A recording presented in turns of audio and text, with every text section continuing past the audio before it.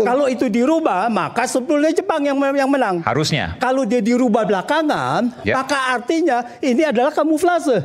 Enggak, yang sekarang terjadi adalah diubah belakangan. Diubah belakangan. Artinya ini kamuflase. Artinya itu bahwa ini awalnya aja Anda menangkan, nanti kita rubahlah, nanti saya kasih jaminan lah, kan begitu kan? Artinya dalam bahasa hukum ada pemufakatan jahat.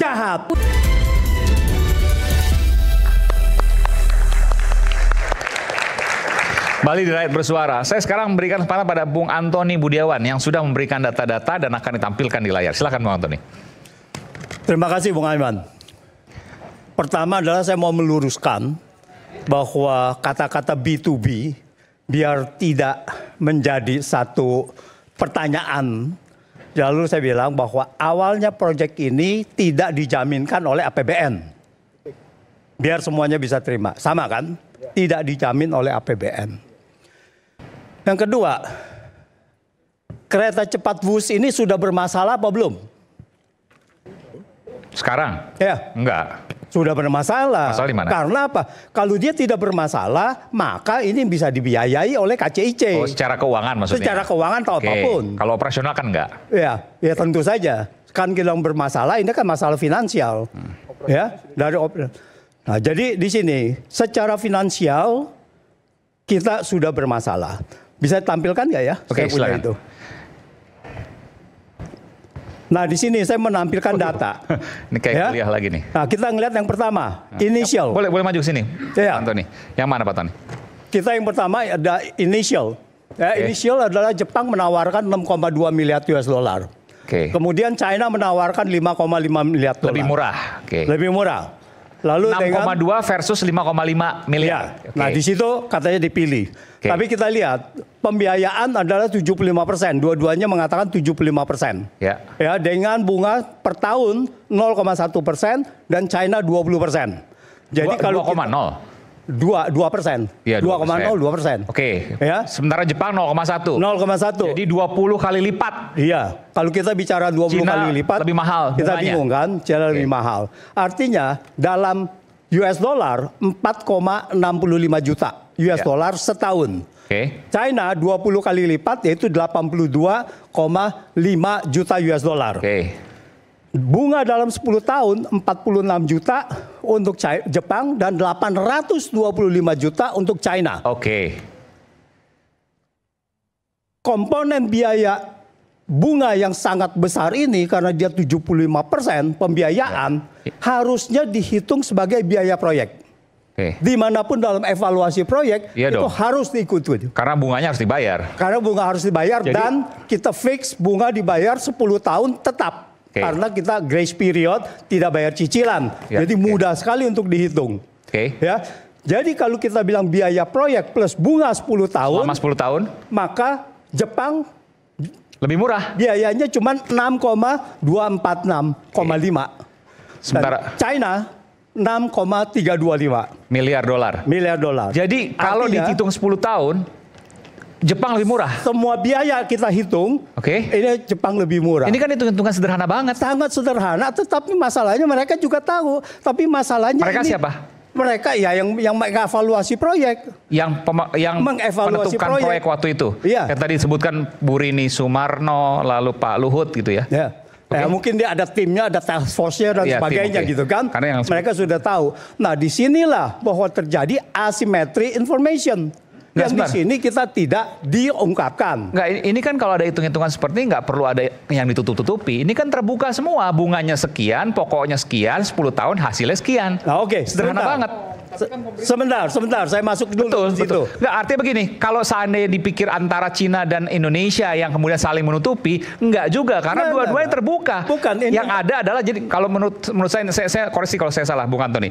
Yang seperti ini, kalau menurut Bung Antoni sampaikan seperti ini, artinya pemegang proyek pada waktu itu menutup-nutupi supaya kelihatan Cina lebih untung, padahal lebih rugi. Nah, di sini ada kecenderungan proyek ini memang mau diserahkan kepada pihak tertentu dalam hal ini Cina. Ya, maka ini tidak masuk dalam evaluasi.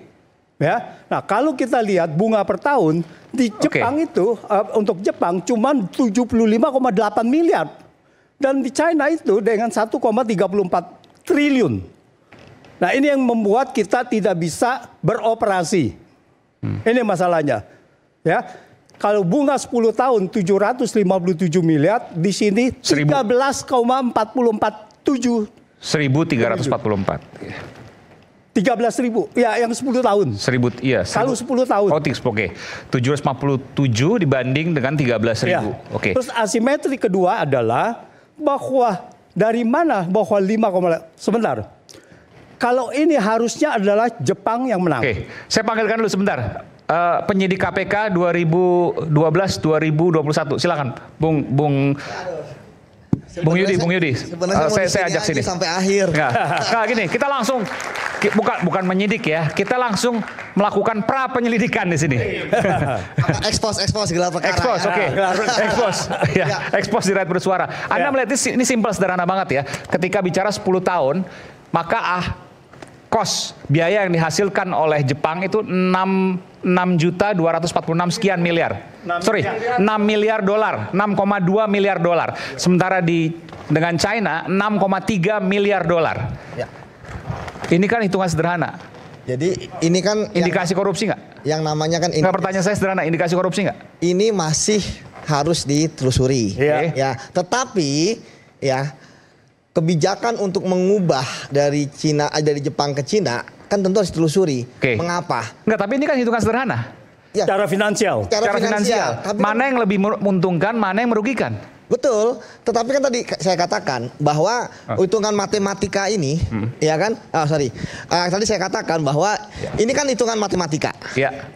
Yang sangat sederhana. Yang sangat sederhana. Tetapi ya, kalau dia untuk menjadi unsur pidana, maka kita harus ya menelusuri ya mengapa kemudian dipilih yang Cina.